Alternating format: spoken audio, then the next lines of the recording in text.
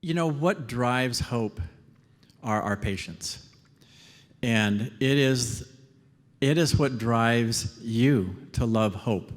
All this other stuff that we talk about is great, but it's really the changed lives that matter to you and to us. So we want to do as much of that storytelling as we can. So the way we're doing that tonight is to talk about the typical patient. And actually, that's on your program, and it's really meant to be tongue-in-cheek, because there is no typical patient. We see women from all walks of life, some who want to be pregnant.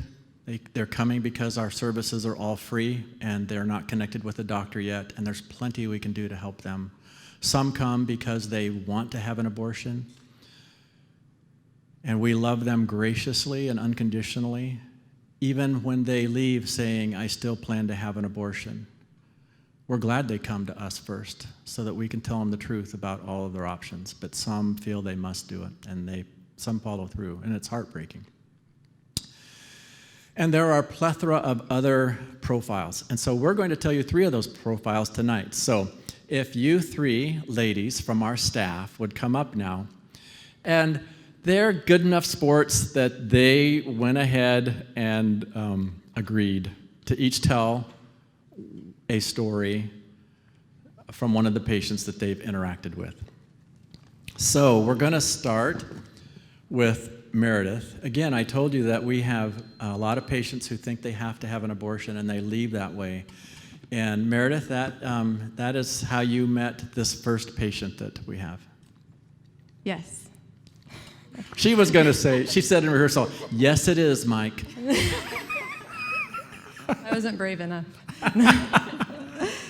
Yeah, so I met with a patient who is a mother of 2, and she was considering abortion due to her work as a stripper, her lifestyle, and she was in a new relationship with the father of the baby, just knew him briefly. And during our time together, I met her where she was at in her life, and she shared a lot of intimate things with me, and my job really was just to love on her and really listen. And through that, I was able to develop a trusting relationship with her, and she expressed to me that she really wanted to do a career change, but the truth of the matter was she felt like she wouldn't be able to make as much money as she currently was with another job. I really encouraged her to seek new opportunities, more support systems, and just provided a lot of community resources for her. And I told her that we care about her. No matter what her choice is, that we care about her and her family. Unfortunately, when I followed up with her, she did go through with the abortion. She declined any further resources for support, emotional support, or anything at that time. She told me that, I think I'm going to be fine. I'll be okay. Even though she had chosen abortion, she felt safe and trusted me enough that she actually came back as a patient about a year later with a new pregnancy. And this time was different. She was still with the father of the baby of the first pregnancy that I saw her with. And she really just wanted to have this baby. She said that she didn't want to experience an abortion again. And I provided her with post-abortion support, which is really important because sometimes women who have abortions don't recognize how it's affecting them immediately. And of course, I gave her a lot of community support, resources, and I just was really glad that she felt safe in coming back to us, and that she trusted me enough with such intimate things of her life. Sorry. Okay. I'm looking forward to supporting her and her family and the new baby, and just it just dared to me that I get to be a part of a season, and sometimes it turns into years because a lot of our patients come multiple times. So anyway, just a blessing to serve them. Yeah, sorry.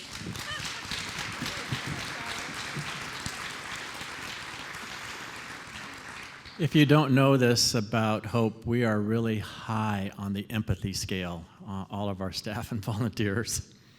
So Amanda, as I said, is our newest nurse. She's been here, I think you said 5 or 6 months. I heard you say that out there in the reception. And training is pretty arduous, and she has just pushed through it. She's probably been the most studious person I've ever seen trained to be a nurse. She's doesn't waste time. If she doesn't have something to do, she's in front of another training video. And anyway, she's going to tell us about one of the patients that she got to interact with during training. All right, so as Mike mentioned earlier, going through training at Hope, new RN sonographers are required to do up to 72 scans prior to being with supervision. Then our national trainer comes and evaluates the RN sonographers and just make sure that they certifies that they are certified to do scans on their own. So toward the beginning of my training, I was shadowing one of the other RN sonographers, and a young woman came in for a pregnancy test and an ultrasound. Her significant other was encouraging her to have an abortion. She wanted to carry, but that would most likely mean that she would be carrying and parenting the baby on her own. She, after having the ultrasound, stated that she would be keeping the baby. So despite the pressure, she chose life. So a couple weeks later, we contacted her and wanted to know if she would be interested in coming back to the clinic as a model for one of my practice scans. She agreed and came in for the additional ultrasound, and we then asked her if she'd be willing to come back again for a third ultrasound when the national trainer would be coming back to evaluate me and sign me off. She agreed and came in for that third ultrasound, and it was just such a privilege to get to see the baby's growth taking place from one ultrasound to the other.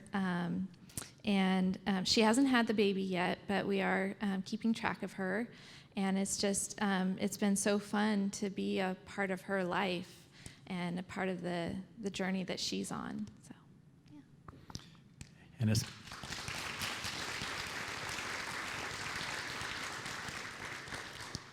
And it's being fun having Amanda grow into her place on our staff. Finally, some patients come in under intense pressure to have an abortion from their support group. And in fact, when we invite patients, when our advocate, who's the first one to interact with the patient, invites her into counseling room 1 or 2, she will take the patient alone, even if she has an entourage, and just say, we have to do the pregnancy test and stuff, so I'll take her back alone and do that. But it's just to get her alone and ask her if she feels safe with her group. Is this a supportive group, or would she rather continue without them? So we're really protective of those patients. Annie is going to tell us about a patient who came in under some pressure. Yes.